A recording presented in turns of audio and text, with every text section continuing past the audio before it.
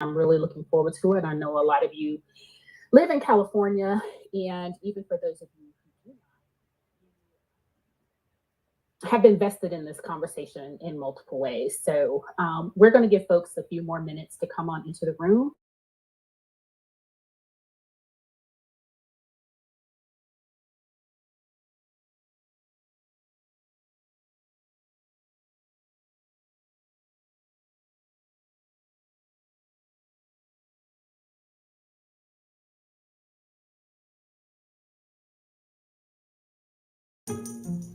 We anticipate in the next 10 to 12 years approximately 8 to 6 million Hispanics coming into the United States and 41 million Asians. You have been the majority minority for 400 years in this country.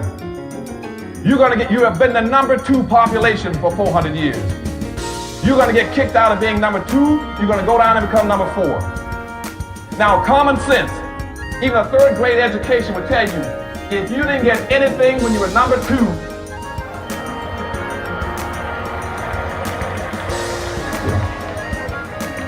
you all jumped ahead of me, but anyway, you can guess what you're going to get when you become #4. President Biden, do you support reparations? Well, I mean, since I haven't spoken on this, got a chance.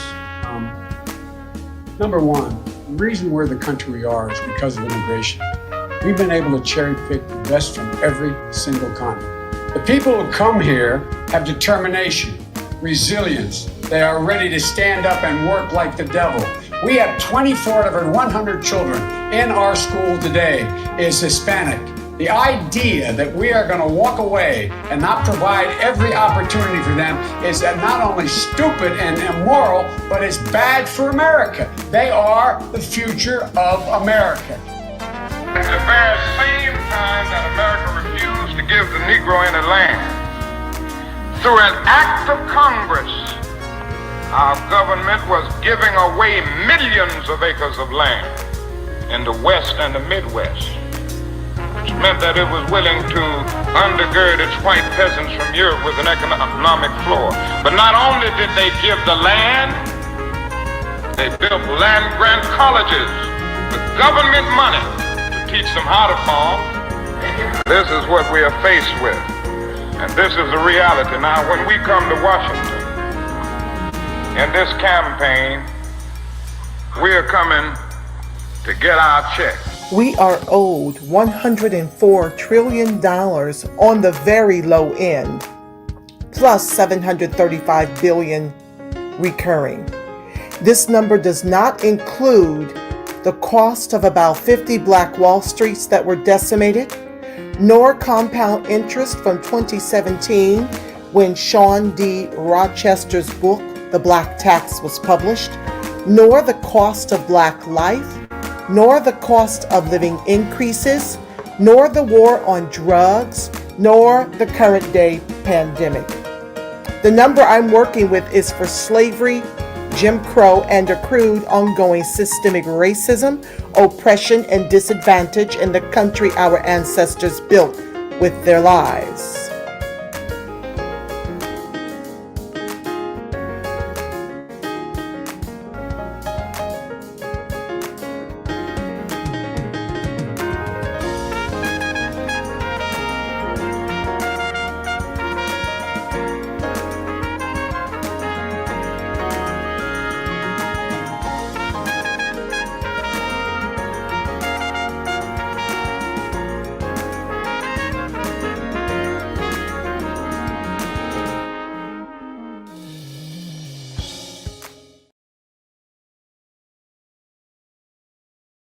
This space will probably be about an hour and a half to 2 hours. That all depends on the conversation that is being had.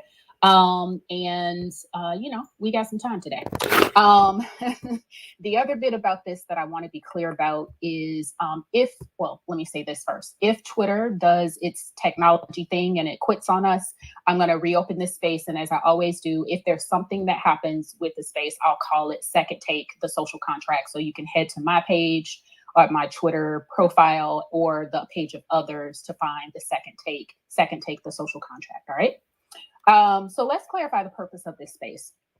So The purpose of this space is to really talk about what does it look like for what is the social contract, right? What is the unspoken agreement between Hispanics and American freedmen, the descendant of slave community? And, you know, a social contract is really defined as either an explicit, meaning written like laws, or implicit, meaning unspoken and just the rules people follow, like a code, for example, code of behavior, code of conduct. So the social contract is either explicit or implicit, unspoken, and it's a way that people agree to conduct themselves, often in collaboration to get stuff done, right? For social benefits, for mutual respect, for collaboration, and the like. So this space is about what is the social contract with the Hispanic community and the American freedmen, descendant slave community, in particular, in light of what has happened. And you know, if you've attended any of my Twitter spaces, particularly those around immigration, you know that I often talk about a healthy social contract between descendants of slaves and everybody. Immigrants, the white settler colonial class, literally everybody, every ethnicity, every race, every lineage, and the like. So I've been wanting to have this conversation for a really long time. In fact, several months ago, I invited a Hispanic colleague that I'd worked with in media to have this conversation. And I'd also invited several Hispanic Twitter peeps to participate in this conversation as well. I think it's a conversation that's long overdue. And I think at this point, we need to have these types of explicit social agreements talked about out loud, apparently. So we're going to do the best we can at that, maybe starting that bit of that conversation and where we are. So there are two questions that I think you might be thinking about as we go to the onset. And just as an aside, I want you to bear with me a little bit because I want to really be intentional and really conscientious about how this space is operated. So I want to set the space and set the tone in line with the outcome that I think we all want to see, which is not necessarily, which is more cohesive, honest, authentic, and real. And at the same time, we walk away with some clarity, expressing what our thoughts, druthers, preferences, all the things are. So I want to be really conscientious about how we do that. And as we look forward to holding the space, there are two questions that I think you might be thinking about, occurred to me. So what is this conversation? You're going to hear me say that throughout the night because as people come in, I want them to really understand where we're going. So it's really about amplifying the lived experiences of the Black community in relationship to the Hispanic community. Absolutely open to hearing reciprocity, hearing what Hispanic Americans have to say about their experiences. And I recognize that's a broad brush, and I'm not trying to, the aim is not to stoke stereotypes. However, we know that there are patterns, right? And we have to, I think, and I think we're obligated to examine the extent to which the private recordings of those 4 LA Council, City Council members are a symptom of a larger issue. So we also have to clarify, where do we go from here?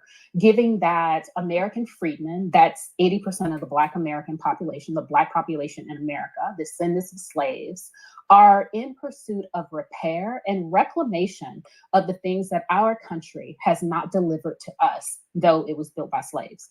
So that's the conversation we're having. The second question that I anticipated is, why is this an immigration-related topic? So according to the University of Washington's history of quote-unquote Latinx Great Migrations, that language will sound familiar to many of you. According to them, in 1880, the census counted 333,000 people that they say, quote, who can be identified as Hispanic. And by 1900, there were 496,000 people who could be identified as Hispanic. You know that at the time of emancipation in 1865, there were 4 million emancipated slaves, plus those free Blacks around the country who were not currently enslaved, whether they were self-emancipated, meaning they ran away, or they were born free, or they were emancipated by other means. Now, with that 1880 census, for those of you who've been involved in American Freedmen Twitter spaces, conversations, podcasts, all the things, you know that 1880 census, and in fact, really being able to tie your family back to before 1900, that connection to the United States is really important to our lineage and determining freedmen status. Prior to 1865, most Black folk in the United States were enslaved. If you can find your ancestor, Black American freedman ancestor on the 1880 census, or were in the United States before 1900, at least according to what's happening in California, you are considered to be in that class of people who were affected by chattel slavery. So that 1800 number is important. But with increased immigration, we've come to realize that even that 4 million people, our ancestors, have been significantly impacted by waves of immigration, right? So we talked about Roy Beck's book, Back Up the Hiring Line, and the ways in which emancipated slaves right off the plantation were being discriminated against by European immigrants when immigration was pretty open between 1880 and 1924. That's an immigration issue. We know that since 1965, we were the second largest population group in America, and with amnesty of illegal migrants, and increased legal migration through visas and the like, and green cards and all of that, we are now, American freedmen, are the third largest group by population, although we have more or about the same number of eligible voters as a Hispanic population. So all of that is important because descendants of slaves still experience economic discrimination when engaging with businesses run by business owners of all ethnicities. We are more likely to experience punishments when we engage with law enforcement and the courts. For example, a Black person is more likely to get a written warning than a verbal, like, slow down, right? A verbal warning. We're more likely to get fines and tickets when we're pulled over. We're even more likely to be arrested and experience harsher sentences and convictions for the same offenses or lesser offenses than those of non-Black people, right? And who are the folks who are issuing that kind of inequity and disparity? Immigration plays a role in that. So there's an immigration component to our treatment in America, since immigration has completely changed the political landscape of America, the demographics of America, and the people who hold positions in institutions. So now we're talking about people who hold positions in political institutions here, and political representation is key to having our voice not just heard, but to have tangible and just policies put in place for our communities and our families. I want to welcome Cece to the stage. I see you. I appreciate you. I'm glad you're here. I know you have a lot of things that you're going to share with us. But again, I shared for folks who just walked into the room that I want to set the tone for this space because it is going to be a productive space. And I want us to keep our focus on what we're trying to accomplish here as we talk about the social contract. So I was just sharing about how important political representation is in having our voices heard. And when we think about the private conversation of the three folks who were actively engaged in it, and the one person, Herrera, I believe is how you say his name, who had an obligation to intervene, none of that happened. And is that indicative of what happens, to what extent is what happened in the LA City Council conversation, let's say, indicative of what happens with political conversations in general, and how are we negatively impacted by that? Now, I was talking about how this is an immigration issue, and I want to play something that really drives this point home, if you would bear with me. Joe Biden met with civil rights leaders back in December of 2020, and he made it clear to them in condescending and no uncertain terms how Black Americans were going to have to collaborate with Hispanics. And again, we've seen the data.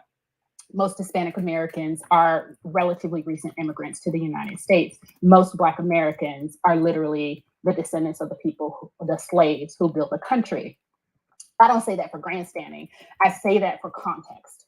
and the fact that our current president made some statements to civil rights leaders that really emphasize the point that that Hispanic Americans and all other Americans have an obligation to American freedmen as well. So I want to play what it is Joe Biden said to this group of leaders. So if you can bear with me, I'm going to get that queued up.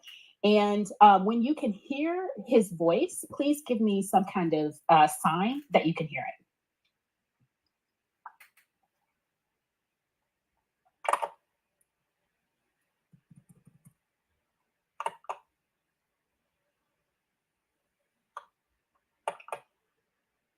I don't always get it right, but I always take responsibility. When I get it wrong, I acknowledge I got it wrong. But my overarching objective, if we cannot make significant progress on racial equity, this country is doomed. It is doomed, not just because of African American, but because by 2040, this country is going to be minority white European. Hear me? Minority white European. And you guys are going to have to start working more with Hispanics, who make up a larger portion of the population than y'all do, in terms of raw numbers. We're going to have to be working with a whole group of people that, in fact, are the single most diverse democracy in American history and anywhere in the world. And we've got to figure out how to unify this country. And you've been the leaders of being able to do that. Not a joke. All right, so that is current President Joe Biden speaking to Black civil rights leaders in December of 2020. Now, for those of you who kind of visual and you got to hear it a couple times, I'm gonna go ahead and read it to you, what he said, who can't stand his voice as well. Okay, so here's what he said. I don't always get it right, but I always take responsibility when I get it wrong. I acknowledge I got it wrong, what he was referencing before, but my overarching objective, if we cannot make significant progress on racial equity, this country is doomed. It is doomed, not just because of African Americans, but because by 2040, this country is going to be minority white European. You hear me? Minority white European. And you guys, Black Americans, are going to have to start working more with Hispanics, who make up a larger portion of the population. Y'all do in terms of raw numbers. Then y'all do in terms of raw numbers. We're going to have to be working with a whole group of people that, in fact, are the single most diverse democracy in American history and anywhere in the world. And we've got to figure out how to unify this country. And you've been the leaders of being able to do that. Not a joke, is what he said. So I know y'all have probably heard excerpts, right? And selectively edited clips, portions of what he said. Here's my interpretation of what Joe Biden said. He is saying America is more diverse than it has ever been in terms of just numbers, right? Of people who are here from various backgrounds and the like. When he says that this country is going to be minority white European, and he emphasized, you hear me, minority white European, what he is saying is the people with whom American freedmen have developed the culture, history, economic base, the stuff of America since 1776 will be the minority. Thus, we will be working with people who do not share that historical background, history, and all the stuff and steeped and all the stuff that has made America what it is from a civil rights perspective, where American freedmen are concerned. So here, in this listening of it, I believe what he is acknowledging is the ways in which the American demographic has changed, and the people who will be helping to lead our nation are not as steeped necessarily in its history and obligation to American freedmen as have been, in theory anyway, white Europeans. That's how I understood what President Biden was saying there. I invite you to listen to that speech, and I will post the clip. I'll post the clip there. So, having said all that, what is important there is exactly what is important there is emphasizing the reason why what happened at the LA City Council, why what happened is so tragic, offensive, and has to be called out, has to be held to account. Apology is not enough and cannot happen on a regular basis. So, he said if we're going to achieve racial equity, we must we must learn how to work with others and unify our nation. And we have to do that post haste, right? And if we're going to quote unquote achieve racial equity, we, American freedmen in particular, have to ask out loud and in mixed company, right? The people in front of and with, engaging in conversations with the people we're going to have to do this heavy lift with. We have to ask this: what are the racial beliefs of the Black, because we know not everybody is an American freedman, even though they may be Black racially, white, Hispanic, and other political players representing the cities that American freedmen call home?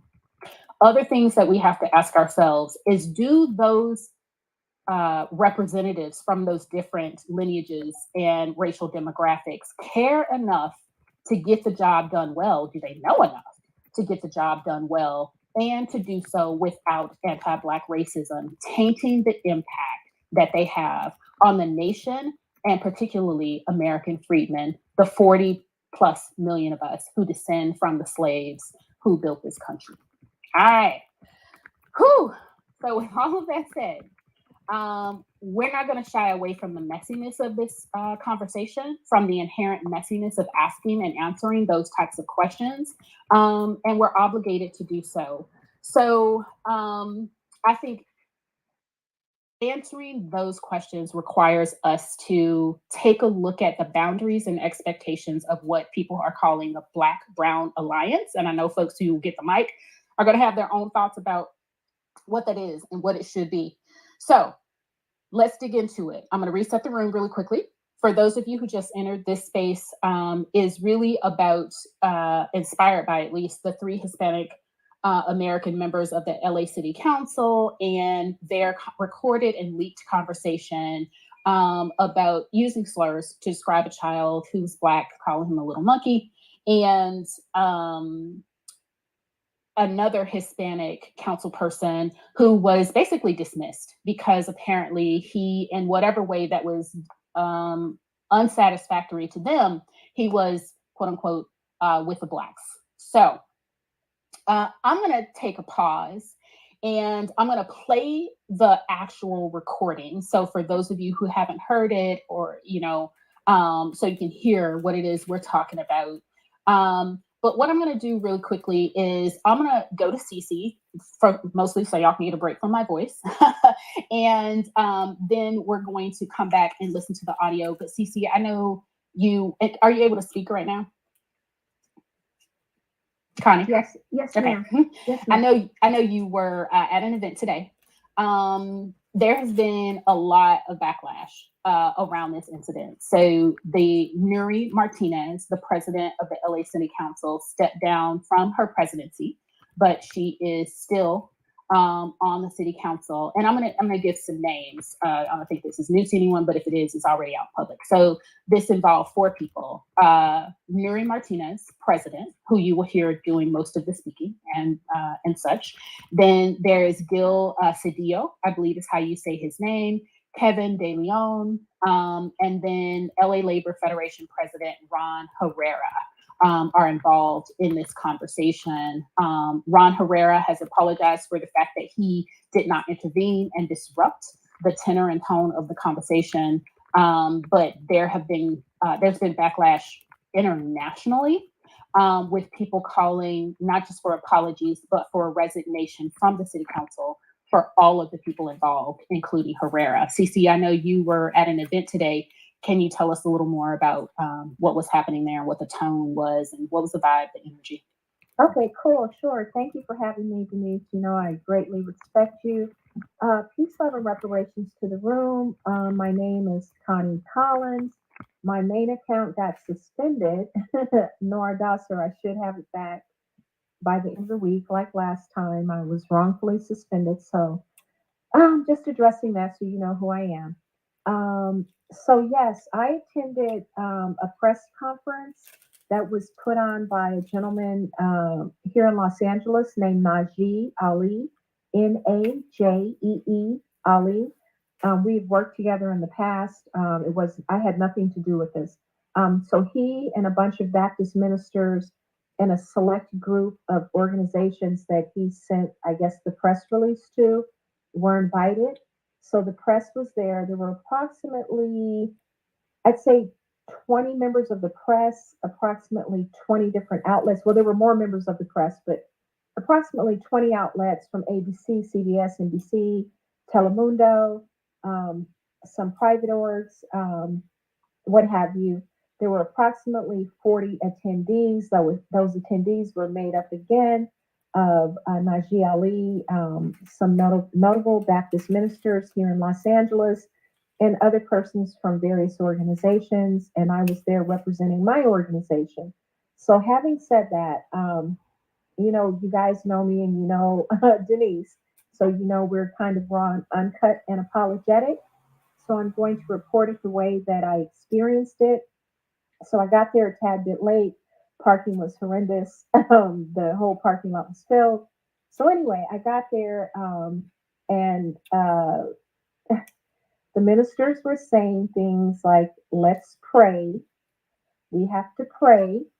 Then they said we needed to pray some more. So I was standing behind the person speaking and I realized I was rolling my eyes. So I had to catch myself. And then they said to our Latino brothers and sisters, we love you. Please know that this isn't directed towards you. We know that this is an isolated incident, blah, blah, blah. So, of course, inside I was bubbling over. What else was said? They did demand a resignation of Nuri Martinez. That is the female, the main antagonist, the main racist in this whole drama. So she did resign, but she only resigned as the chair of the city council, but she is still on the city council. So Najee Ali led people in a chant of, I think it was "They must go, they must go." So different people just gave different speeches, just kind of citing what happened, that they were hurt, that Black Americans shouldn't have to experience this. So now that I kind of gave an update on what was said, and I'm not being remiss in this reporting, and I'm not trying to be mean, there wasn't a lot of substantive things said. There was no action plan. There was no serious demand.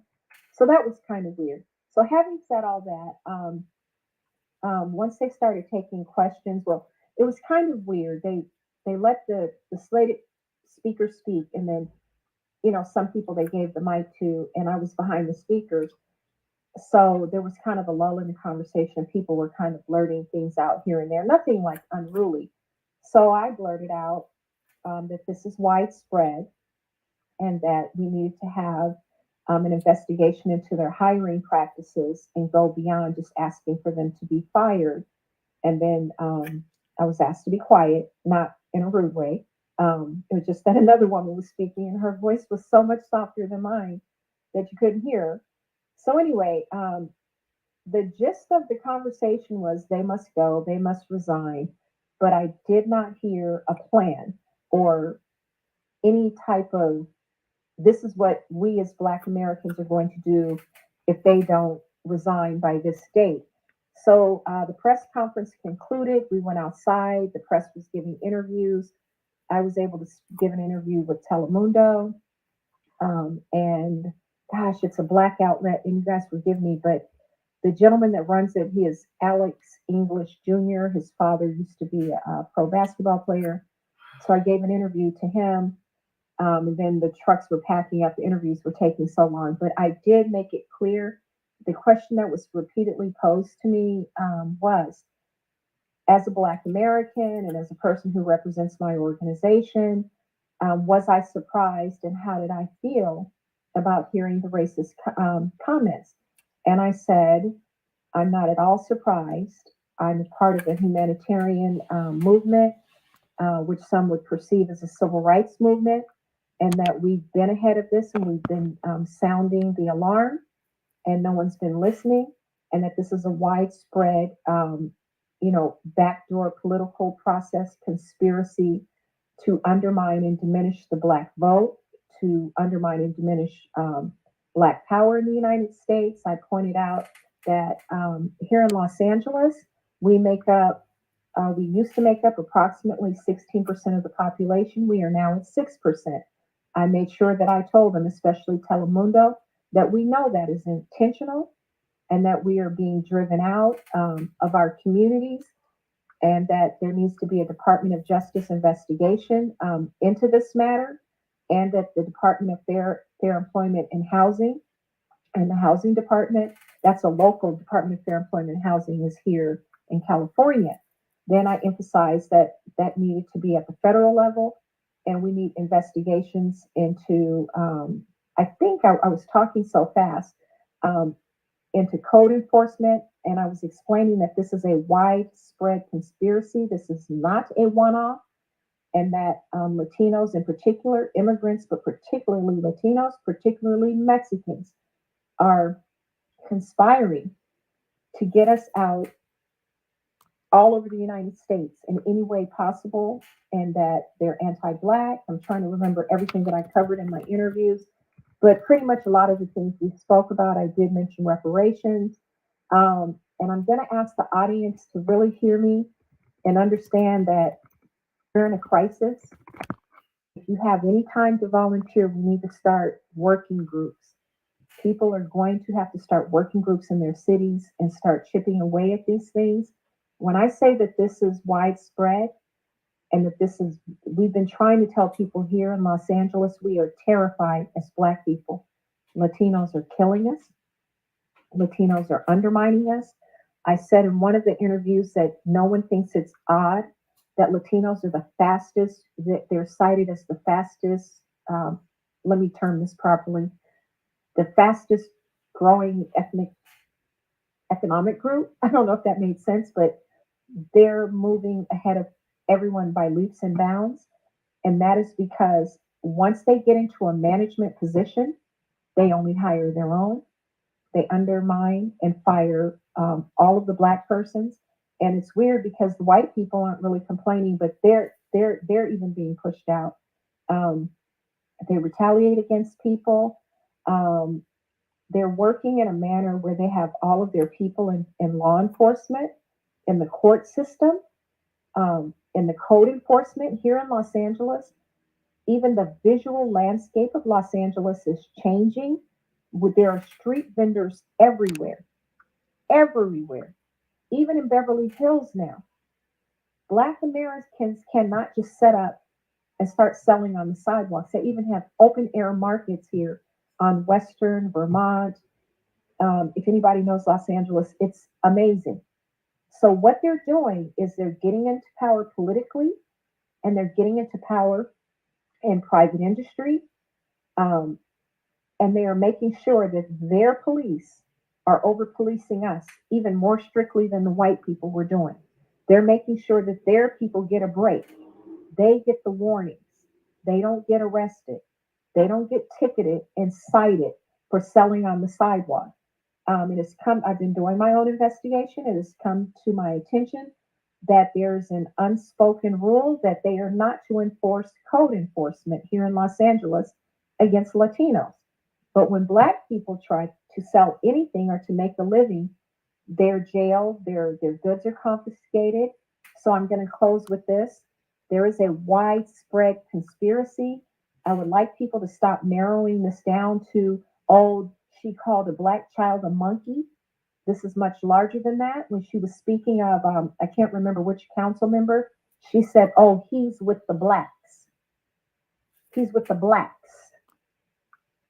So they're separating themselves, and they're forming like Voltron against us. She clearly said he's with the Blacks. Then they talked about gerrymandering, the redistricting. Even though Marquise Dotson, who was in Council District 10, they said, oh, we can expand his district. And people think that sounds like an alliance with Black people. No, they're expanding his district so that they can push out. His district isn't predominantly Black, but they wanted to push out another council person so that they could expand the Latino base, the Latino voting base. And I'll start wrapping up. So they wanted to expand their Latino voting base. This is not just about calling a Black child a monkey. It is a high level of hate. And there's far more audio than you guys heard. Like if you go online, there's a ton. And the last thing I'm going to say is, oddly enough, well, a lot of people don't know this. People go, oh, Black people don't stick together. Yes, we do. They go, the Latinos stick together. The Asians, we're all the same. The Guatemalans don't like the Oaxacans don't like the Peruvians don't like the Cubans, the Mexicans don't like whomever.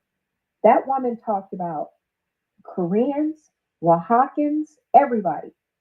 So they're trying to have a Mexican supremacy. It is very clear.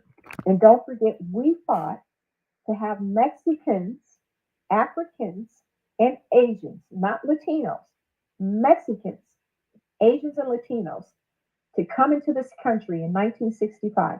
Black Americans pushed to overturn the Exclusion Act, which excluded those three racial groups.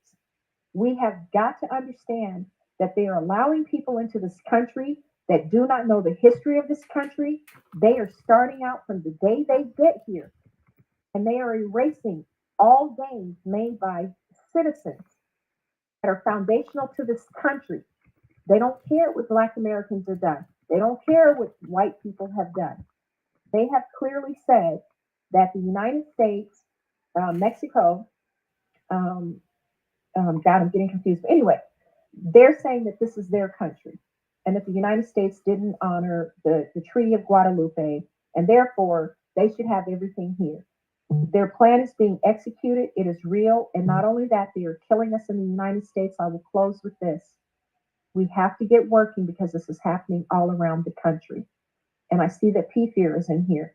So I'm sure they have some great things to say. Peace, love, and reparations. Connie, thank you so much for your very thorough summary of all the things. And I'm glad you did contextualize the fact that their conversation was very much centering around the redistricting that is happening in LA. And I know there are folks in the space who are from LA, so they can talk in more detail about that. But given the context that has been set and how we've talked about the response that people have had to what was said, let's actually play, right?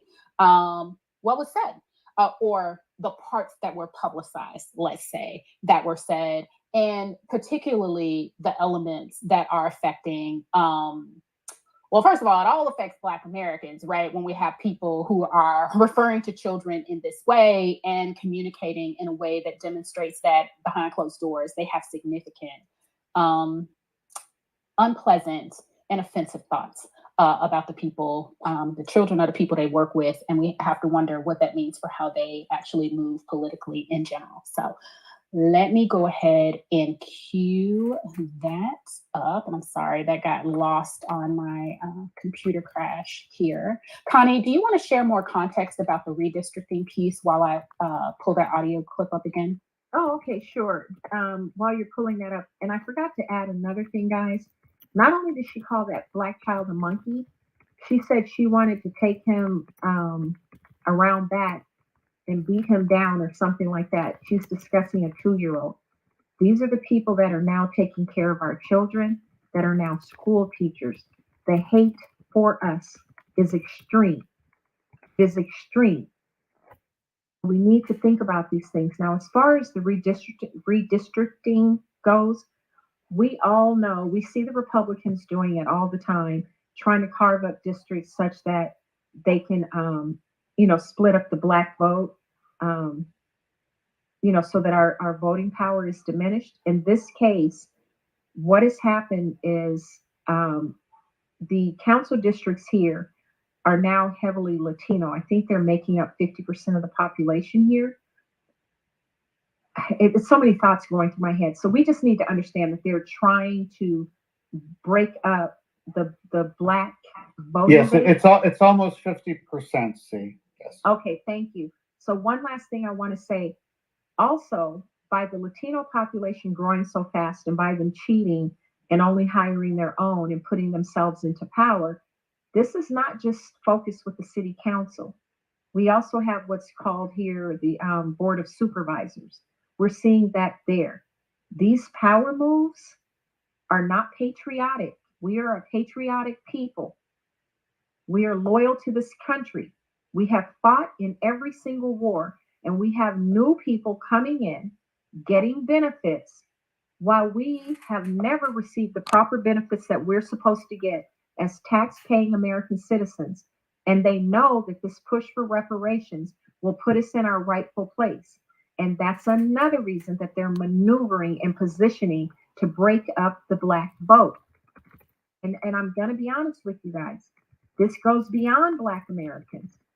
The two ethnicities or races, whatever you want to call it, have been white people and Black people. We understand the atrocities that white people have committed against us. But we also need to understand that the tax-paying citizens of this country, the people who are foundational, the people who built this country, the people who have been paying taxes for centuries, are owed better. And we must demand locally and federally that we be protected, that American citizens be put first. And when we see things of this heinous nature, of them trying to gerrymander their way into power, don't take this lightly. Start paying attention to what's happening with your local boroughs, your local city council. Look and see who's in power, who's getting jobs, who's been pushed out of jobs. One last thing I forgot to mention. In calling for these various investigations, we're meeting about this here in Los Angeles in the next couple of days. I'm also asking that they look into, oh my God, I talk so damn much, I overtalked myself. I'm trying to close out so Denise can play the clips. But, you're fine. Oh, technology is happening, so God's time. Do your thing. Oh, okay, good. Okay, so damn. One of the investigations I wanted was, oh my goodness.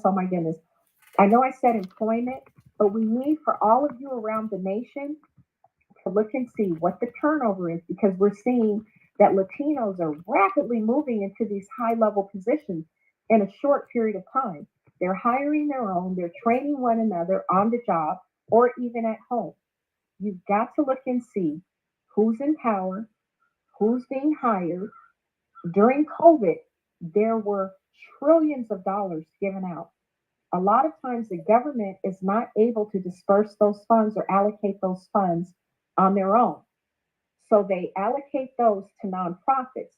We saw this, we witnessed it firsthand here in Los Angeles. So they gave a lot of those funds to Latino organizations.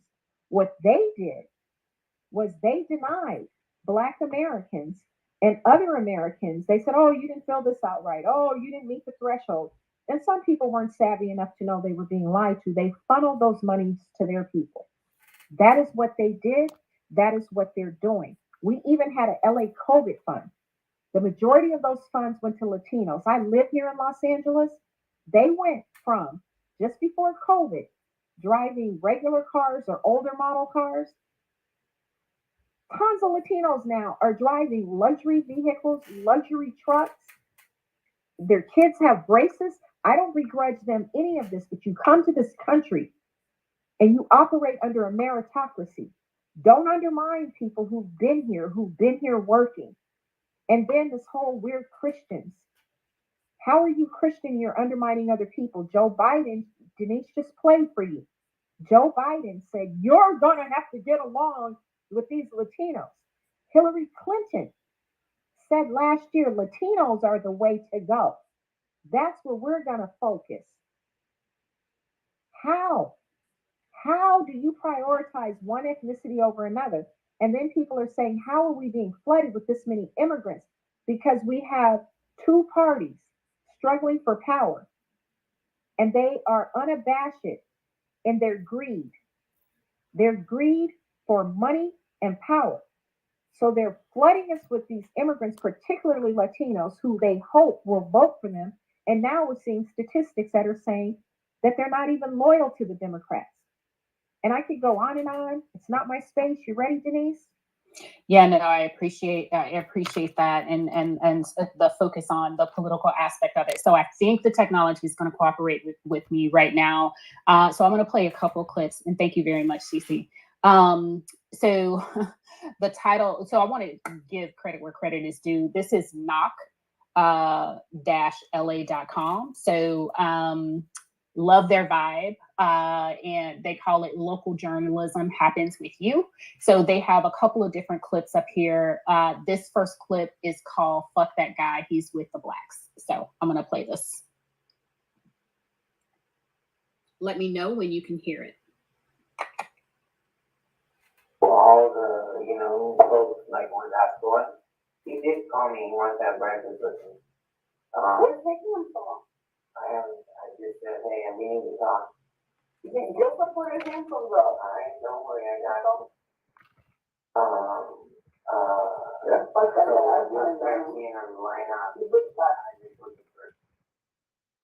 So I don't know if you could hear that well because it's kind of muffled. That's what happens when you're wired. But anyway, like, I can play it. It'll be clear. Yeah, that sounds good. I'll start queuing them up for you. Yeah, that sounds great. Thank you. Okay. So in that clip, Herrera and Martinez are talking, and they're talking about Gil and trying to work with the district attorney, whose name is LADA George Gascon. And they're talking about him being involved with whatever they're talking about. And Martinez is saying, fuck that guy. And then eventually she says, fuck that guy. He's with the blacks. Cece, you want to try to play that and see if the audio from their own voices come across better? Sure. Just talk for a couple more minutes while I cue it up, okay? Okay, cool. And so if you've been following on Twitter, George Gascon's office actually issued a statement about the incident and about the recording. And you can find that. I might try to tweet it into the Jumbotron in a little bit, where he's acknowledging his disappointment and the like with that kind of rhetoric and tone coming from elected officials representing the diverse constituencies of LA County. Cece, how you doing? Okay, I'm ready. Cool. Which one do you want me to play? Hold on. Fuck that guy, he's with the blacks. Okay. Okay, I'm trying to find the tweet that broke up the videos piece by piece. Can you give me the name of the tweet, because I can't find it? I don't know. I went to their website and played it from there. So okay, no worries. What we could.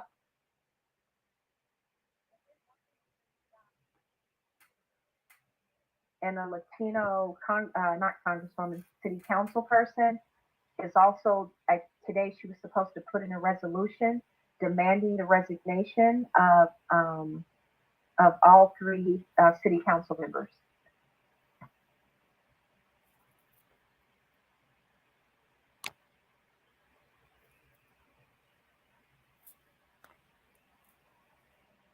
Are you still waiting on me?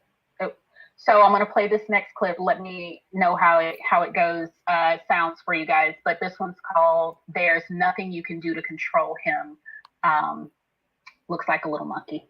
So this is where Martinez says of the adopted black son of council member Mike Bonin, I believe is how you pronounce that this kid needs a beat down. Let me take him around the corner. I'll bring him right back. All right. So let me see if we can play these clips in their own words. Whatever the kid's name is, I'm like, it's got the oddest thing, it's like black and brown on the slope. And then there's this white guy with the little black kid with rich face. They say you have no, the kid is bouncing off the effing wall on the floor, practically kicking it over. There's nothing you can do to control him. And he's on his own. And I'm just like, oh my God. All right, so that is that clip, and then there's other stuff about the kid need to be down and all that kind of jazz. If you want to call those out to me, I'm queued up. But can I point out one thing, Denise? Again, now that was an insult towards white people too. So she said that they're raising that little black kid like a white kid. So right. she's racist across the board.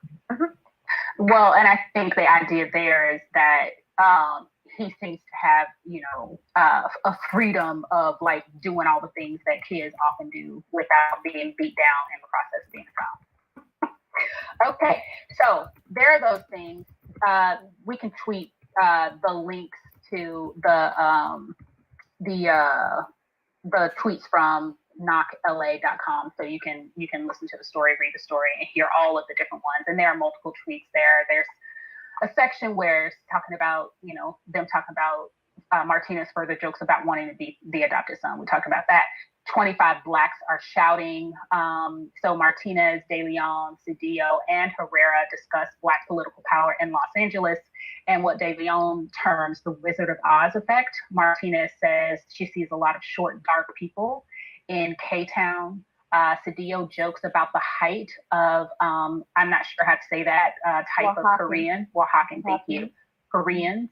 And Martinez says she doesn't know what village they come from. She says Tan Feo in reference to them.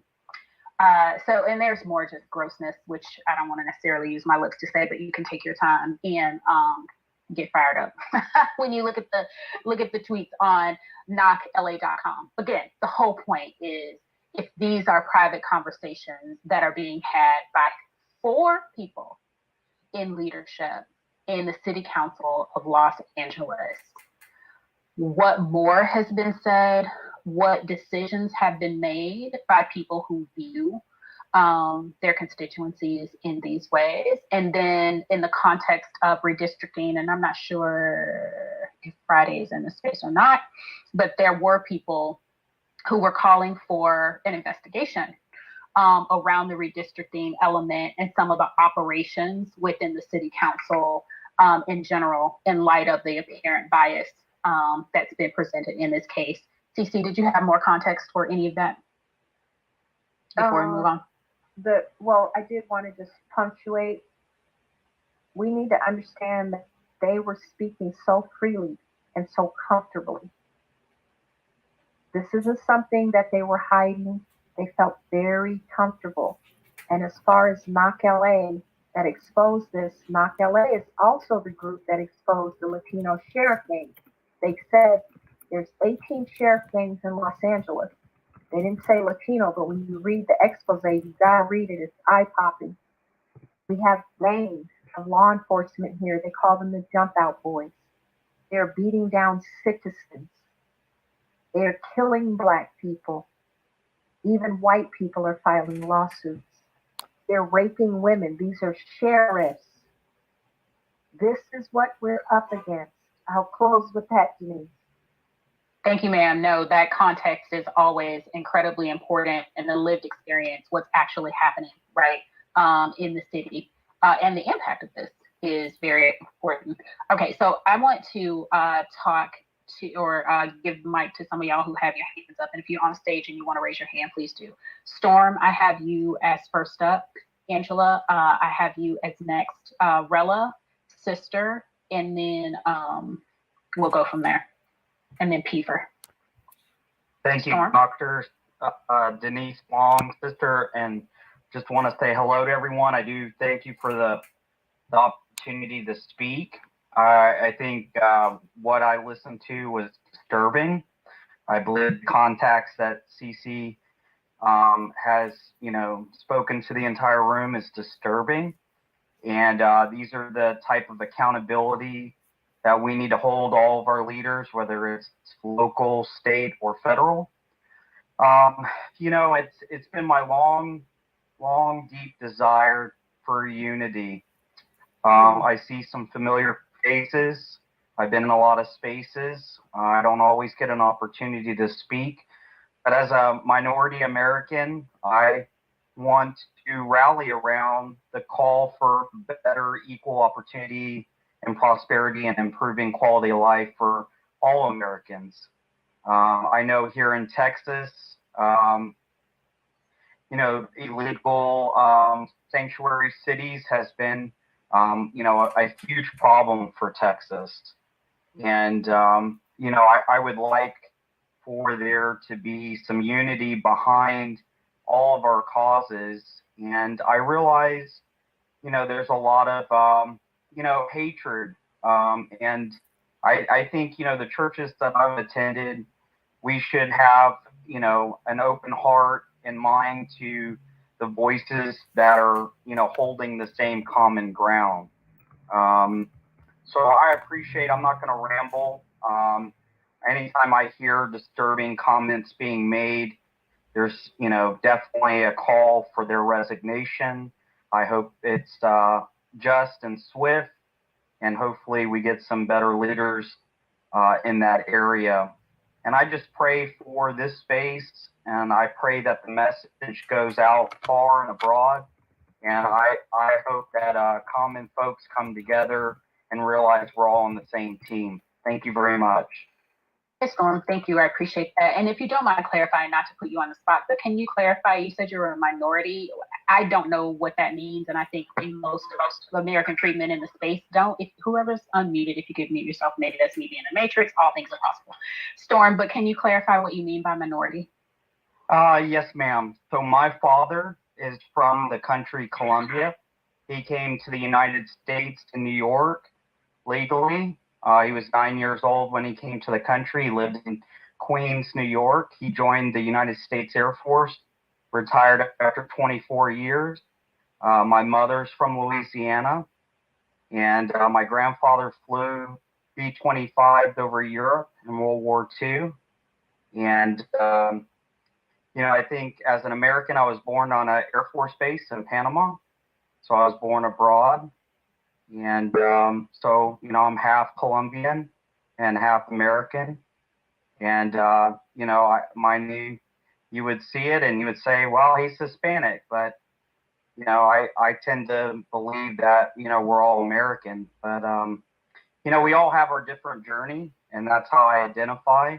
But I'm proud of my heritage. I'm proud of, my father and mother's side and where they come from. And, I'm just grateful to be here in this country. We're in the 21st century. And I believe we need to do it better, and we should hold everyone accountable. Thank you.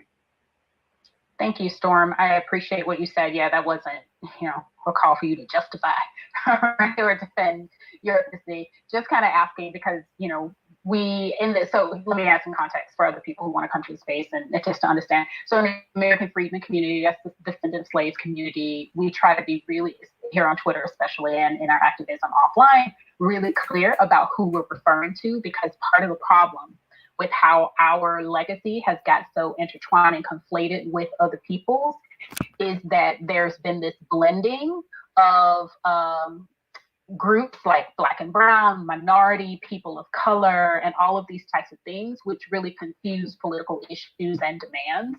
So I wanted to just really understand what you meant by that. One other question for you, Storm, you started the show. Are you familiar with the language American freedmen? I'm familiar with Frederick Douglass, Booker T. Washington, George Washington Carver. Thomas Sowell is my favorite economic professor. He's still living. And, I think the bridge the divide, education, and the historical record. I went to an all-Black church in Biloxi, Mississippi, where, of course, we know the Confederacy was based Jefferson Davis, and it was wiped out during Hurricane Katrina.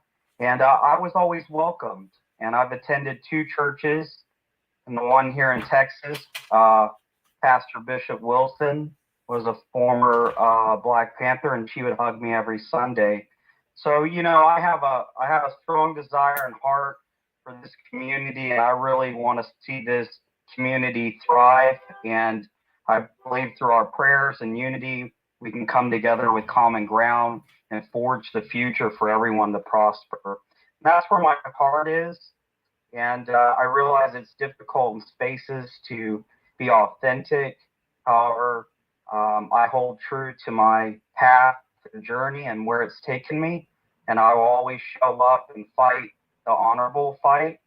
And I will continue to voice when I'm able to. I find it disheartening when we're not able to share our common concerns and voices. And I think you allowing me to come up to speak is very touching and moving. And I'll be co-hosting a space in 11 minutes. And I appreciate the time. You've been very generous and kind. And I hope as Americans we continue to do so we can have a better decade than the last decade. And I think we should hold both parties accountable to do what American citizens need for them to do. We need to double down on what they haven't been doing. They've been gaslighting all of us. And I don't want to hijack this space, but I am very thankful and grateful. And I will continue to connect the dots and bring out people like Pastor Hawkins and other leaders that are in the trenches doing the work. Thank you very much. Thank you. Yeah, no, I appreciate your attendance. Appreciate it. All right, reparations, Mr. Gillette, you're up. Okay. I want to ask Rella and Sister if it's okay if I go next, because I think I was after Rella and Sister.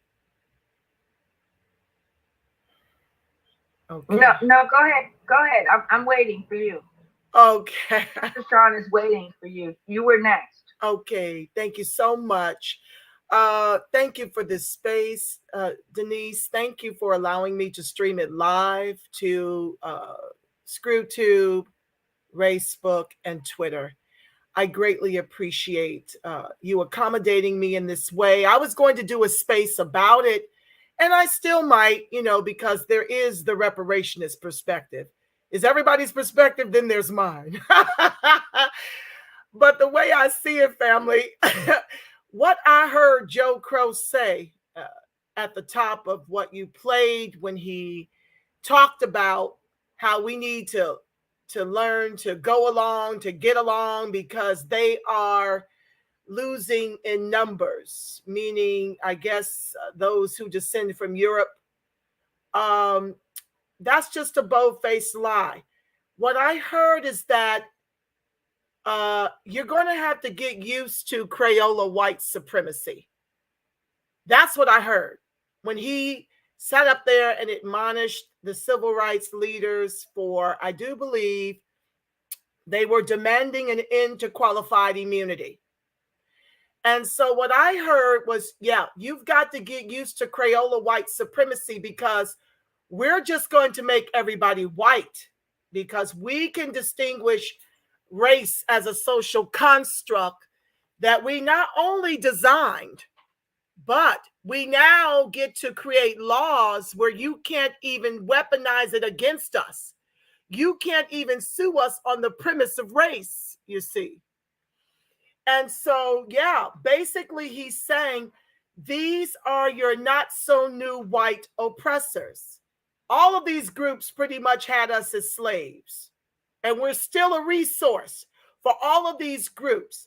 And the only type of immigrant and refugee and asylum seeker they allow into the country are the ones who seek to erase and replace American freedmen. You don't come up in this country if you are, say, South African black who, shares the same apartheid that we're now undergoing right now. And the travesty is that this government is complicit. They know full well whom they've allowed into this country. It's no mystery to them what's happening to us down here. This is not new in LA. You can Google any number of articles about these racist Latinos, these racist ass Mexicans firebombing our homes, doing all manner of things. One of my girlfriends just damn near got killed because a Mexican threw some bottle at her car, crashing her window as she was trying to get her mother into the vehicle. This is the type of Crayola white supremacy that American freedmen are enduring in the state. And for those of you who are down there in Georgia, I just had to read one of my girlfriends. Shout out to Marcel for going in there into the fire and getting them white folks all the way together who tried to stop you from insisting on reparations and showing us the projects that the blacks live in. They are 60% in one of those cities you named. I can't recall. I was up so late just trying to capture and cut and paste all of what you did together. But these people that look like us, that are getting paid to oppress and undermine us, are also amongst the Crayola white supremacists. They're not just the Mexicans. They are the Black immigrants. They are the descendant of African slave traders who want to play us in all of our iconic roles, in all of our American freedmen storylines. Hollywood is involved in this erasure and replacement, these ethno-genocidal plans on the city, the local, the state, and the feds. They're all, and Hollywood, and all of these immigrants that they come in here and make white, just like they made the Irish white, just like they made the Jews white, just like they're making the Latino white. And if you got enough money, you can be black as the night and be made white, because the color of white in this country with 3 Ks is green. And so what they're doing is intentional. They are intentionally allowing these Crayola white supremacists into the country and giving them our reparations and protections. And Connie, shout out to you, my love. I just reached out to a couple of my comrades to ask, how can we get access to the records of the number of these immigrants that have taken over in the public sector? I know down here we were successful in getting the data disaggregated, but I don't believe it goes far enough, because all we did was accomplish African-American descendant of U.S. chattel slavery. And so it feels to me like we're still flattened to some degree. The part descendant of chattel slavery does give us some distinction, but how can we weaponize that against these public jobs where they are taking over? I'm telling you, they come up with real slick ways to oppress and drive American freedmen out the state. One of the things they require in many of these jobs is that you speak Spanish just to get an interview. And you can speak Spanish as fluently as Pedro, and you simply do not have the complexion for hire. And now what they're doing with the county, they're having you interview online without anyone even being present. They're giving you all these interview questions, and you've got to turn your camera on and interview on a timer. For me, that's another way to discriminate against us, to keep us out. I am sick and tired of every form I see. They want me to identify as non-white, non-Hispanic, some BS. What the hell is this? Another way I believe that they're able to get away with discrimination against us, whereas we don't even have affirmative action down here anymore, thanks to Coon, what's his name? Ward Connerly, who was a freedman, who got in bed with white folks and Asians and these racist ass Mexicans to determine that affirmative action for us to get inclusion in education and jobs was reverse racism. So we still fighting on Prop 209, while, like Connie mentioned, we've been driven from 17, she says 6%, but that's conflated with Black immigrants down here. So none of this is new. We have to understand that this is a byproduct of the government at every branch. And we're going to have to find a way to sue their asses till times get better for freedmen, because it's not letting up.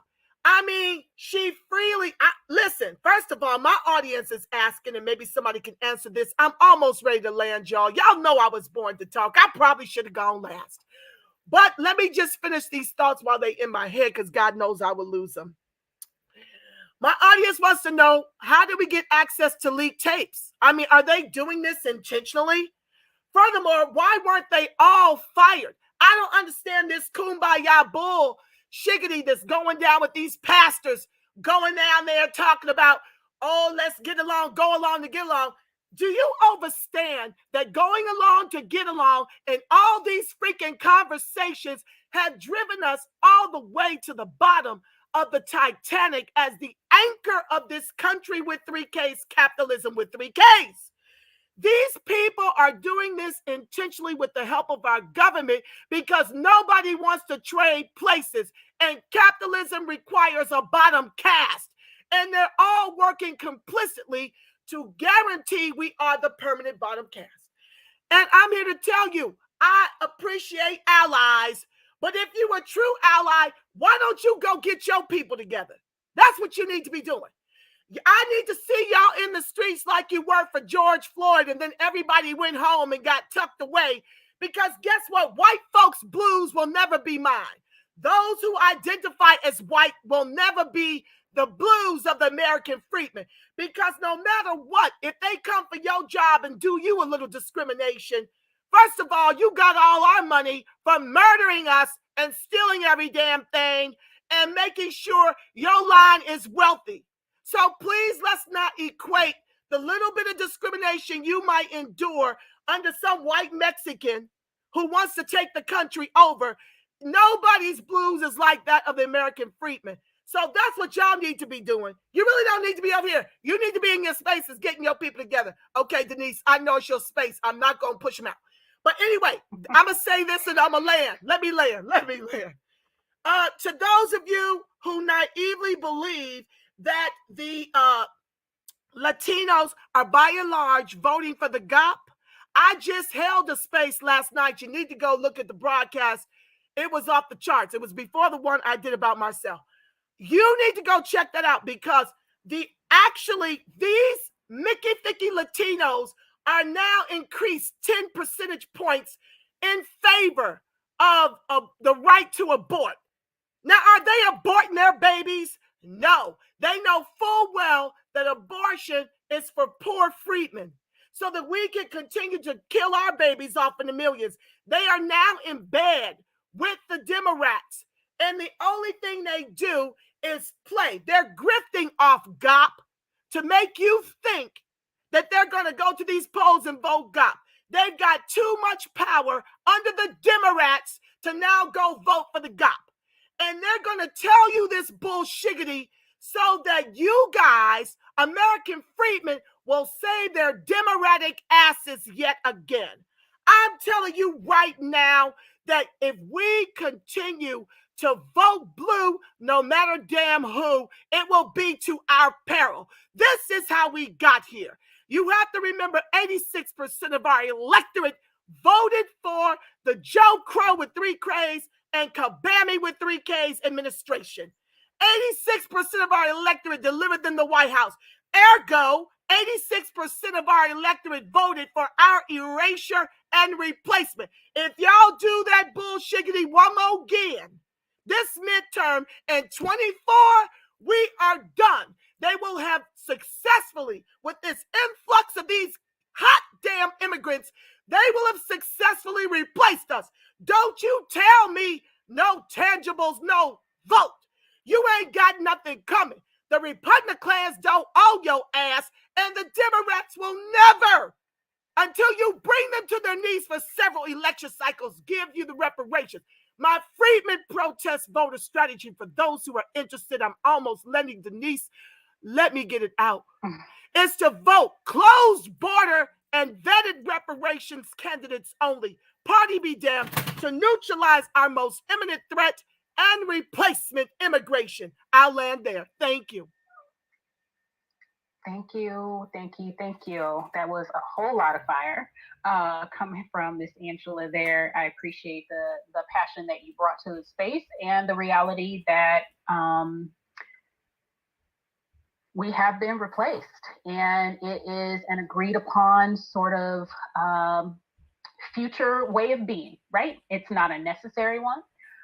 The idea that American freedmen are now the second largest population third largest, instead of second, is not unintended consequences, as I often say. We're too damn smart and too storied for that, because we've seen this immigration narrative in the past with our ancestors who were emancipated from slavery. So thank you for that. I did want to clarify something that you said, if that's okay.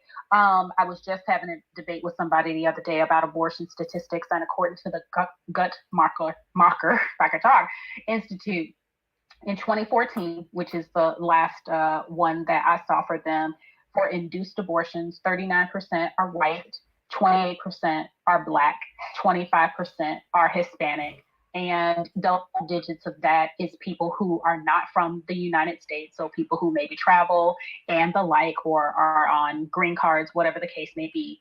But those are the numbers on that. And we are about tangibles for the American freedmen community. So I'm going to recenter this space.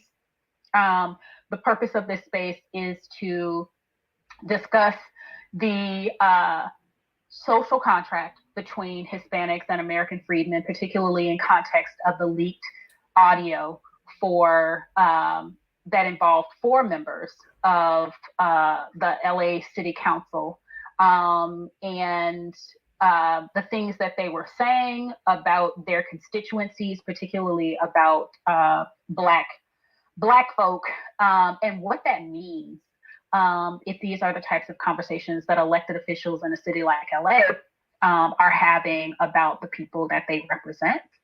So a couple of things. One, Mel, I see your hand, and I also saw your question. Absolutely. So here are the things that we are going to talk about as we move forward in this conversation.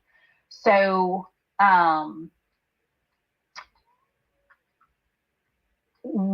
what are your thoughts about where we are in this place? Angela certainly lit a fire about that. So did Cece. Where we are right now in regard to our social contract with Hispanics, in terms of American freedmen's social contract with Hispanics. Where do we want to go from here? Where do we go from here? For example, if equity is the goal, is equity a goal? How do you define equity, and what is equity from the American freedman perspective, from the Hispanic American perspective? And then how in the hell do we get there from here? Whatever that future desired state may be, we're going to have some calls to action. So I'd appreciate as you're sharing, you talk about those things and how you feel we can get wherever there is from here. So let's get back to the speakers, and I see you folks who are in the queue to speak, and we'll get to you. Miss Rella, I believe it's you, then Sister, then Piefer, and then Mel. Hey, hey Denise, hey everyone. I actually just was, it was, Black had reminded me your space was tonight, and I was on my way to the store. So I'm sitting in the car, and I just had a conversation with my sister, and, you know, she reminded me of kind of all the traumas that, you know, have gone on, you know, being from Inglewood, California, and being from Los Angeles County. And the heart attack that she received off of discrimination, working for a company that was predominantly Latino and white at the LAX airport, and how she ended up having to sue. And the Latino attorney that she was able to find didn't take the case to trial. And what this brings me to mind is not only this situation, but the situation where, you know, Latino cops pulled guns on her.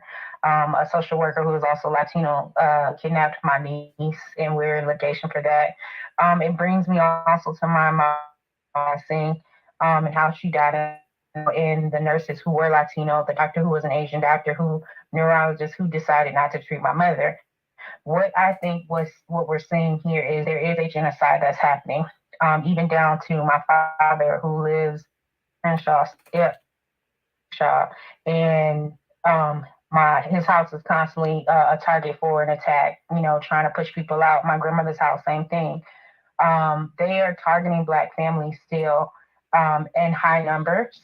And when I say they, the Latino community and the city council members, vocalization to me is like a dog whistle that you would get, and you would hear about the stories of dogs from, you know, the community, the supremacy community that practiced supremacy.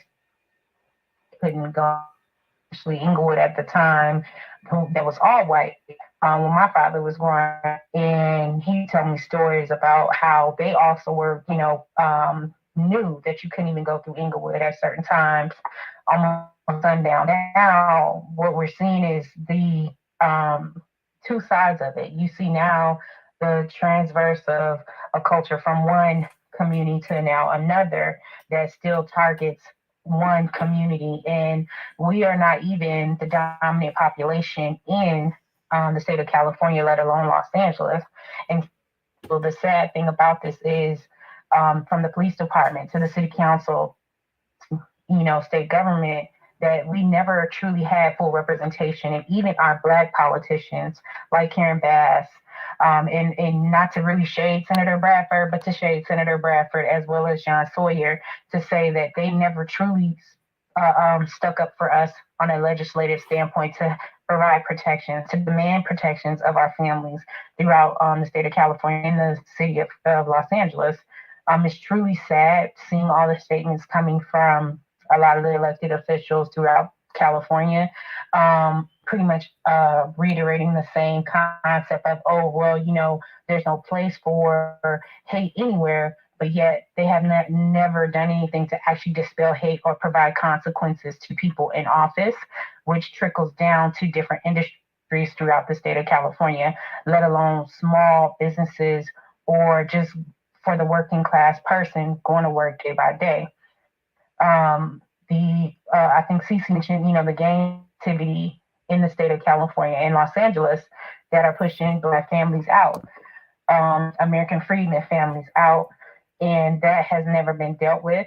Matter of fact, we can't even get the chief of LA to have the discussion to actually admit to the fact that there is no investigation that is happening on highest levels to actually end the terrorism that is being used throughout the police department. It's really What's the sad. ethnicity of the chief? He's Latino. He's Latino. And then, it's really sad. I think that he himself, as well as like the city council members, they know the culture, and this is how they actually speak among themselves, and that it comes out through legislation. It comes out how they police our communities. It comes out how they allow things to actually happen in our communities, even to our children. A 2-year-old young Black American boy doesn't know anything.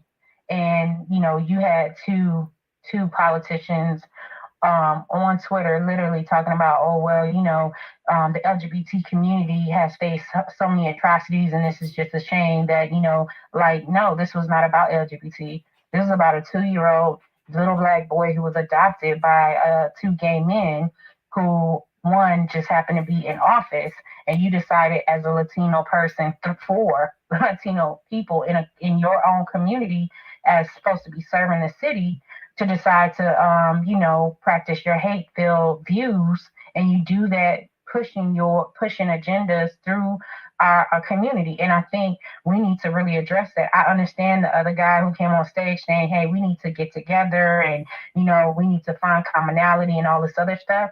Well, my commonality is, why is it that every time something happens, I'm forced, or our people are forced to ignore the fact that we are American descendants, and that we are here in America as Americans standing up? Somehow our humanity gets erased, even when it's time for people to face consequences. We have to somehow be the forgivers, and that is not right. It's not fair. And so I say all this to say, I still have family there. Majority all my family are still in the state of California, and that they are still facing the same traumas. My own father is still facing the same traumas.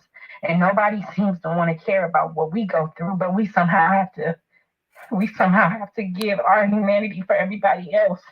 And I'm tired of it. It gets tiring.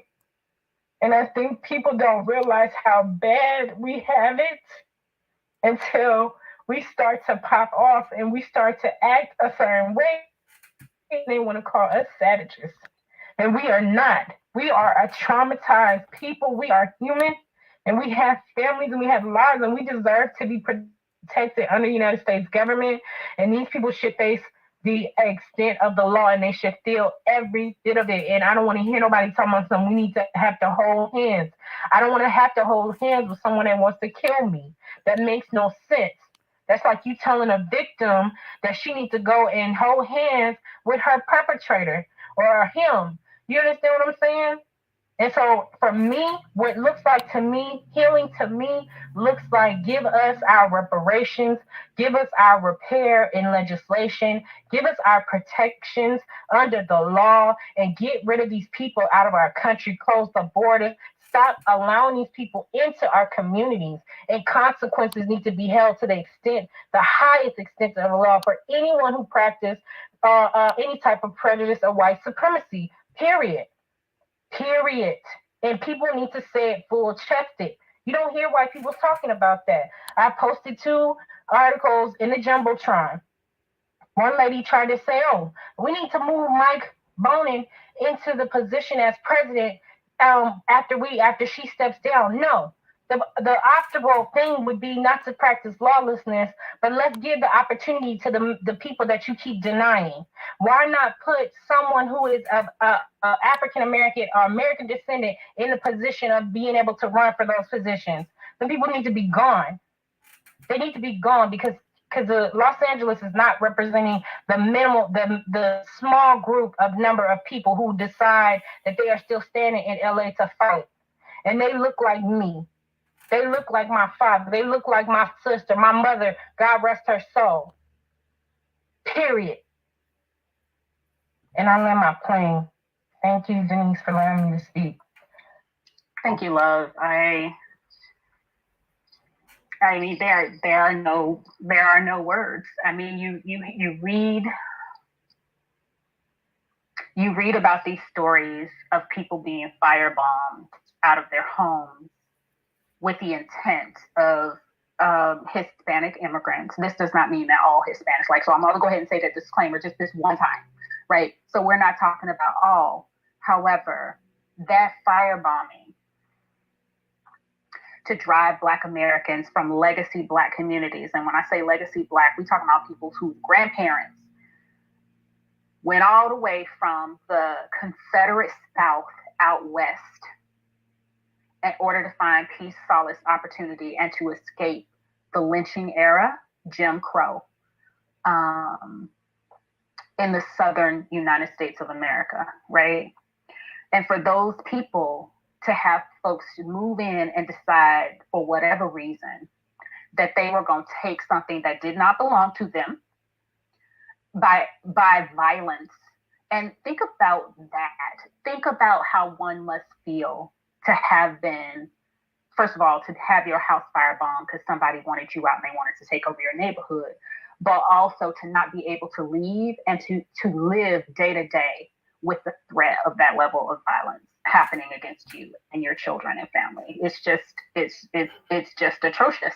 And to think that these are the type of people, the folks who were on that call, who were recorded in that meeting, who are making decisions about your livelihood, your safety, policing standards, law enforcement standards, informing and putting pressure on the mayor and the other people in government or not. And to have a line of your ancestors. And when I'm talking about ancestors, I'm talking about your mama, your daddy, your aunt, your uncle, your grandmama, right? People who changed your diapers, who've experienced the same kind of shit, and you're experiencing the same kind of shit. No other population in the United States of America has experienced that type of burden and continual harm, intentional, unintentional. I don't give a frick. The compounded nature of it. And for people to come here and not understand that and not feel any sense of obligation to not perpetuate that type of violence and savagery really is deeply problematic. And yes, the answer is reparations. And we're going to see what California and the good people of California, NAASD, CJEC, all the folks out there who are doing the good work to make that a reality in California, as well as what we need to do nationally. Relly, you know I love you. You made me cry, girl. Don't be doing that. Make me mad at people. Okay, sister, you're up. Peace, power, reparations, or die. I'm going to be real quick because a bunch of stuff. First of all, to Bella and all of my sisters and brothers in California, don't ever forget that California was named after Queen Khalifa, who was a Black woman. Okay, so take them to task. And Bella, you have my love. You have my love, baby. Just stay strong. And I have to just I had my points, but I just got to shout out my sisters. CC, Lourdes, Connie, you broke that, you broke it down. You were boots on the ground. You gave us a live direct. You were up at the city council meeting to give us a full understanding. You were there for a voice. You did well. And that's what we need. We need people doing the work versus all the bickering. I've got to talk very, very quickly. Sister Andrea, the reparationist perspective. I'm just going to put it out here, but with the freedmen and the reparationists, that she was part and parcel, along with NASD affiliates, and CJAC affiliates, making me understand the importance of the legal status of freedmen. I actually learned. I'm an older person. I learned from them. So these are the people you really need to be listening to, because I literally learned from them, even with my teaching. And that's Andrea with the reparations perspective. CC is an activist. You're doing stuff. I'm just kind of learning about you.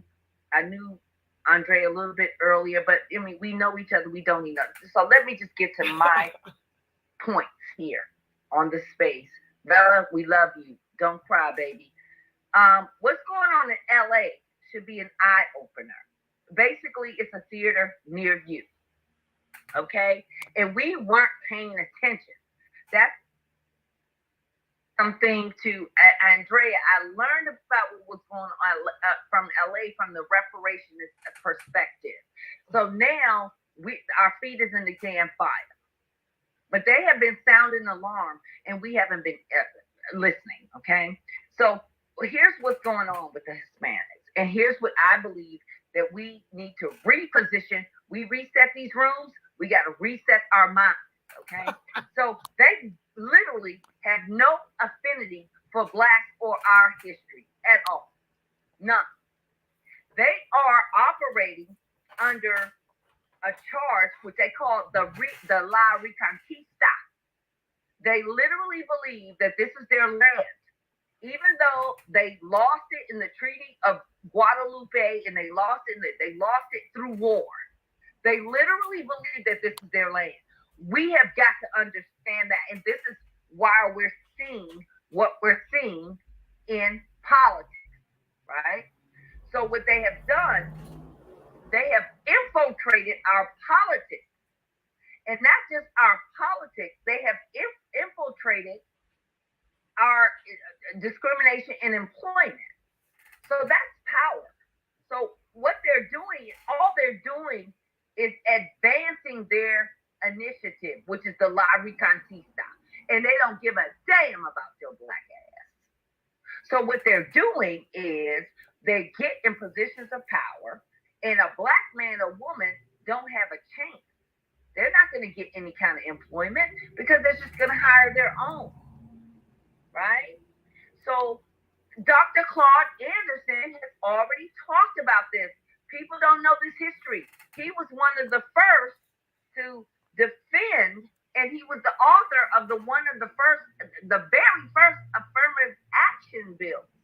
And that was rooted in Miami, Florida, because the domestic workers were Black folks. And they tried to push them out, and they tried to do a requirement. If you did not speak Spanish, you couldn't get a job. What is that other than genocide? What is that other than taking away your livelihood? How the hell are you going to be in my goddamn country and tell me that I can't get a job unless I speak a foreign language? That's ridiculous. So let's get to That's true, sister. But what happened was when people started talking about that, right? Black folks, right, rallied toward their brethren to admonish white Americans for being racist and white supremacists against these people. And here we are. Here we are. Let's talk about that. I'm going to be honest. A lot of it was our fucking fault because if we are loving to a default, okay? Because we did not understand. We really did not understand. We're getting it with the Mexicans. We're getting it with the Africans. We're getting it with the Black immigrants. It is a false narrative. I'm putting it out here to this space. We were never against Haitians. We were never against Black immigrants. They are twisting this stuff in these spaces. We were attacked. I was there. They attacked us first. And I even recorded that shit. They attacked us first, and this has become a whole big narrative to discredit what we do because we want to advocate for ourselves as freedmen. A proxy, some kind of shield, some kind of cape, like we're hateful people. It's a lie. I'll stand up and I'll go to Congress. My name is clean. It's a lie. But I don't even want to get into that because there's so much stuff I need to get to. So the next thing, let's get to the solutions. So hey, sister. Yeah, so if you could make your comment within 2 minutes, that would be great. Yes, I can. So one of the things that we need to do, we need to get to our local representatives in Maryland. If you're in a sanctuary city, we need to reverse that status. Because one thing that we know, that immigration hurts us. And one thing that we got to get away from is that it doesn't have anything to do with a fucking Democrat or a Republican. You call me a Republican, I'll tell you to kiss my ass. I don't give a fuck. Call me a Republican. I'm done with it. The Democrats have done more damage than the goddamn Republicans because they did us no harm. And you have to understand a proxy or a de facto benefit, and that is this damn immigration. All right? So we need to deal with that. Another thing we need to deal with, something that you said, Denise, we need to start rallying to investigate all of these COVID funds in these nonprofits. How are they being redirected? We already know that there is a discrimination in the redirecting of funds. These people are getting themselves in a position of power, and we can't even get a goddamn food stamp. They are getting in a position of power, the 501(c)(3)s, and even in federal and local county governments, and redirecting funds to their own people. There was something that I read in LA County. They're even trying to allow illegal immigrants or immigrants to get county jobs. If you get a fucking county job, you are going to have the power and control. And what they're doing, they don't give a damn. They don't have no allegiance to America. They are all about what they call la reconquista. We have got to understand. The next thing, oh man, if you don't, back to the Black and Brown Alliance. I mean, Brown is not even, okay, whatever. If there's any allowance, any of these people, we need to demand, are you for reparations? If these brown people, we need to step to them, get throated to them. If you are not for reparations, you are not for us, and there is no period. And I don't want to hear anything about this stuff. I'm going to LA County. Everybody is copping please and thank you. Okay. No. It's not about saying thank you. You have a come to Jesus moment. Everybody sends us a fucking thank you and they tell us to sit behind the line. No, this is past a goddamn thank you. We need some tangibles and we need your ass the fuck up out of here because this is our country. We are freedmen first. Okay? We are freedmen first. And the last thing, I'm not even going to get into that, but I'm going to land. Peeper, he's coming in and I heard some little background noise. People are learning. you know, you have people with different levels of understanding. My level is deep. And Mr. Piefer, I think there's some things against you, but I'm with Mr. Piefer. I'm with anybody who's against this immigration because we don't understand. They took advantage of our people. They took advantage of my grandmamas. I'm only coming on, Denise, I'll tell you, because it's your name. It's your name. I respect you. I just lost my grandmother, 92. I haven't even tweeted in a week. Piefer, I'm with that organization. I don't give a fuck what you call them. We got to get rid of these immigrants. And I love you, Mr. Piefer. And I'll land right there. Sister, I'm sorry for your loss. The Recontista. Yeah, the reverse colonization of the United States. So a couple things. First, I want to summarize what you said in regard to actions. You said candidates need to be for reparations, and I'm assuming, sister, because I know you, that you are talking about reparations specifically and exclusively for descendants of American slaves. And it's not just for slavery, it's for the continual, unending to this very day, discrimination that we, American freedmen, descendants of slaves, have experienced in this nation. If you're not for reparations specifically for descendants of slaves, you don't deserve to be in elected office in our United States of America. That's what I heard. Yeah, Denise, I'm sorry. I had one more thing I couldn't remember. I had a brain fart. Here's the next thing we need to do. We need to have a major movement with the Office of Immigration. And we need to say that they have got to ask questions because they are importing anti-blackness. We need to dump on immigration office and getting these immigrants in, and we need to be at the table to pose questions. And one of the questions are, do you believe in the ideology of Recontista? That tells you that's anti-black. That is invading and taking your ass over. We have got questions, and we have got to get. Well, what happened to the space? Hold on, y'all. Good grief. Hold on, guys. I don't know what happened to my space like that. Oh, God. Did they drop the space accidentally? Hold on, y'all. I'm trying to get it back. Good grief. That wasn't me, y'all. Welcome to the live. Oh, it's just exhausting, family. Dr. Claude Anderson told us, though. Dr. Claude Anderson told us what was going on. I'm trying to find it, y'all. Just give me a second. He told us for 40 years he's been sounding the alarm, and their plans to erase and replace us is just about finalized, but it's up to us to weaponize the vote.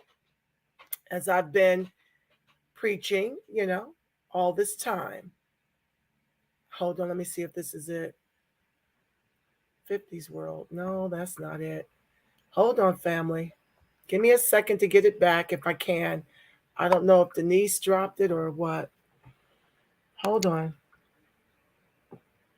This is a Twitter space. Denise Long, P. Denise Long in Twitter. If you want to follow her, it's a very important space that we're hosting. She's hosting, and I'm live streaming it so that you guys can be clued in, because this was a broadcast that I was intending to do. And when I saw she was holding a space, I asked permission to live stream it. And it's been rich. It's been epic. Hopefully we can get it back. Twitter does the same thing as everybody else, honey. They will disconnect you and all kind of little janky things over here. So just give me a second. Search for. Oh, Lord. Please like, share, subscribe, turn on your notifications while I'm trying to get the live back.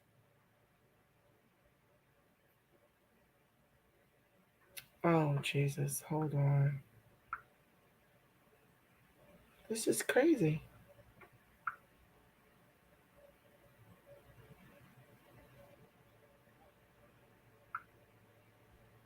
I'm trying, y'all. Just beg your patience. Let me try to go to my mail and ask Denise what happened.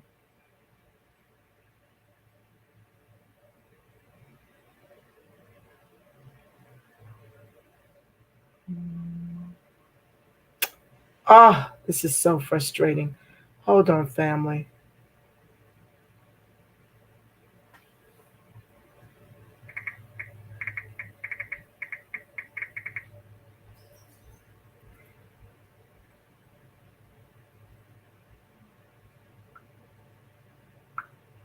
Okay, looks like I found it, y'all. Okay, I think it dropped because I see people coming back in. Ooh, child, the ghetto. Hold on, family.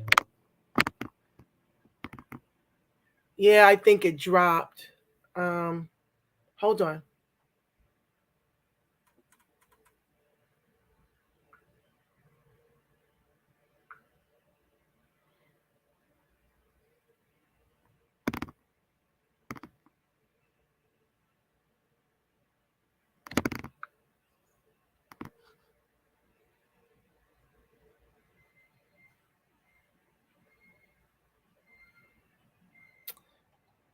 Okay, I'm not hearing anything. I see people raising their hand. Just give me a second, family.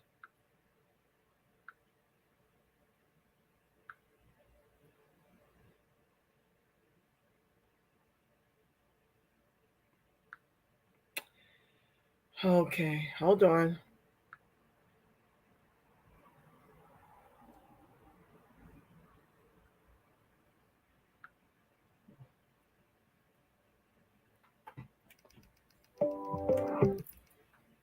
This is crazy.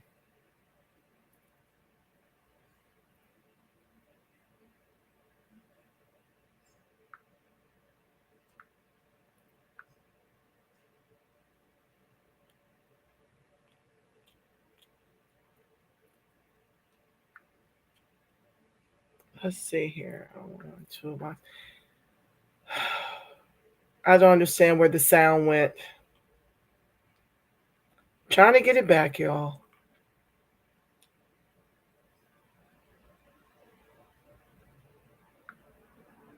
If I can't get it back, I'll shut this down. Let me see if I can get the name of her space. What I'll do is more than likely shut this one down. Oh, that's it. That's it. Social contract between freedmen and immigrants is the name of the space. If you guys want to join over there in that space while I try to get the sound back going, what I will probably do is pick this up in a part 2 because I have a lot of articles I want to weigh in on this conversation. I still feel the need to delve into some of the things that have been happening to us here with respect to discrimination in the workplace, and how I want to talk about the LA gangs firebombing us out of our homes. I want to talk about the macro and the microaggressions from these Mexicans, that we are a sanctuary state now, and how harmful it is to us. I want to bring you the data as well. I'm trying to easy acts. I can't really, it's like I'm going to wait till the whole thing renders so that I can share the second half in a part 2 where I'm going to be weighing in. Hold on one second. That noise is ridiculous. Hold on, guys. I just reboosted my phone. Let me see if that works. Hold on. Good Lord. Forgive that noise. You know, when you boost your phone, they do all this kind of craziness. Hold on. Let's see if that works with the sound.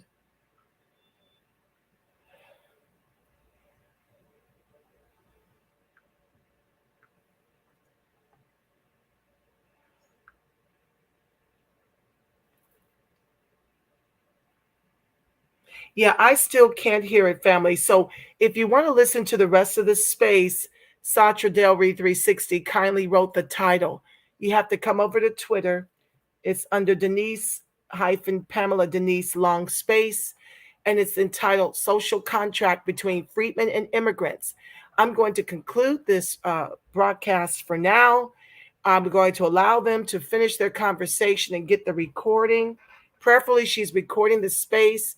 Either way, whether she recorded it or not, I'm going to come back to you with a lot of the macro and microaggressions of the Mexicans here against American freedmen, and what this government, the state and the local governments are allowing. Okay, they're not able to do this without permission to do this. This is by design. Like Denise mentioned prior, this has been going on since they migrated from the South, and nothing has been done to give us the reparations and protections. And prayerfully, the proposals we'll have next year will include our protections, not just the reparations, but we need to be protected from this group. A lot of this is a fight to keep us on the bottom. They want to make us the permanent bottom caste in the country our ancestors built with their lives. And they're absolutely right. They lost the territory by way of wars. Okay. So the bottom line is now they want to take it over now that it's been built free of charge on the backs of us and our ancestors' heinous chattel slavery. They want to just come in and reap the benefits, and nobody wants to pay those reparations in the quadrillions. The number I quoted in the beginning of my intro needs to be adjusted. It's really 6.2 quadrillion on the very low end that we are owed. And so now that we're fighting, and we're fighting exclusively for American freedmen, and the gate is up, you see all these macro and microaggressions from the government and the immigrants alike, because they don't ever want to trade places. But capitalism requires a bottom caste. Somebody will have to be put on the bottom. When we're repaired, $1 million plus or greater per person. And that's what we're fighting for. Not on the state level. That's going to be the federal fight. If, they can give us a cool $700K, $100K a year for 7 years, I would be satisfied with that here in Los Angeles. The federal fight is far more money that we are owed. And so that's why you see the government on the state and federal and local levels allowing Crayola white supremacy to, execute us by state sanction. Some of that was touched on. And I've touched on it in some of my archives. If you want to check it out at the Reparationist Perspective, you'll be able to hear me talk about these macro and microaggressions from the police and from the citizens from Mexico alike. It is the atrocities that are being leveled at American freedmen here have driven us from 17 to 3%. They are literally trying to drive us out of the state, and it's working. If you're down from 17 to 3%, it is absolutely working. So with that being said, family, I want to close this segment down. And as I mentioned, I'm going to wait till the tape renders. If I don't get back to you this evening, I'm going to get back to you my next window with part 2, because there's some other things I absolutely want to share, and especially wherein the data is concerned. With that being said, family, the light of God surrounds us. The love of God enfolds us. The power of God protects us, and the presence of God watches over us. Wherever American freedmen and God, you are the face of God. Yes, you are. You are the voice of God. You are the body temple of the Spirit of the living God. Until we meet again, family, I'm bidding you a beautiful, God-inspired rest of your evening. If no one's told you today, know that I love you black and I love you free and strong. Yes, I do. Until next time, family, I'm believing for each and every one of us a ton of peace, love, and reparation